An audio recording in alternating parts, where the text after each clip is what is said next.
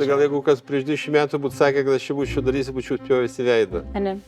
Romos popiežių paklausęs Paulius, sako, kiek čia Vatikane dirba žmonių, tas galvoja, sako, gal pusė, bet atlyginimus gauna visi. Aš manau, verslas gal yra dalim kaip koks kazino, kur ateini lošimą, mėgausi kažką, tas irgi yra menas. Laiku atsistoti nuo stalo ir nueiti, kad ir būtum turėjęs malonumą ar turėtum fiškių.